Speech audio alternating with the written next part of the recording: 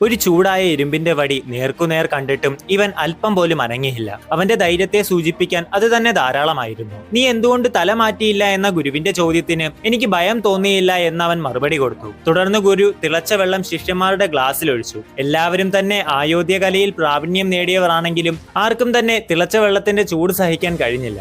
പക്ഷേ ഈ ശിഷ്യൻ അവൻ മറ്റുള്ളവരിൽ നിന്നും വ്യത്യസ്തനായിരുന്നു. അടുത്ത നിമിഷം അവനോടത് കുടിക്കാൻ ഗുരു ആവശ്യപ്പെട്ടു. എന്നാൽ രണ്ടാമതൊന്നും ആലോചിക്കാതെ അവൻ ആ തിളച്ച വെള്ളം മുഴുവൻ കുടിച്ചു. ഗുരുവിന്റെ കണ്ണുകളിൽ അഭിമാനം തെളിഞ്ഞു. അദ്ദേഹം തുടർന്ന് പറഞ്ഞു, നോർത്ത് സീ സംഘത്തിന്റെ മേധാവിയുടെ തല കൊണ്ടുവരുന്നവൻ ആരാണോ അവൻ ഈ സംഘത്തിന്റെ പ്രധാനിയായിരിക്കും. ഒപ്പം തുടർന്ന് അവൻ എന്റെ മകനായി അറിയപ്പെടും. ഗുരുവിന് ആരിലും പ്രതീക്ഷ ഉണ്ടായിരുന്നില്ല. പക്ഷേ ഈ ശിഷ്യനിൽ തനിക്ക് പൂർണ്ണ വിശ്വാസമുണ്ടായിരുന്നു. തുടർന്ന് അവൻ നോർത്ത് സീ മാസ്റ്ററിനെ നേരിട്ടു. എന്നാൽ അയാൾ സാധാരണക്കാരനല്ലായിരുന്നു. വർഷങ്ങളോളമുള്ള പരിചയവും തന്റെ വേഗതയാർന്ന വാൾപ്രയോഗത്തിന് മുന്നിൽ നൂറുകണക്കിന് വീരന്മാർ പോലും കൂപ്പുകുത്തിയിട്ടുണ്ട്. എന്നിരുന്നാലും അവൻ പിന്മാറിയില്ല. ആക്രമണങ്ങളെ താൻ നെഞ്ചും വിരിച്ച് നേരിട്ടു.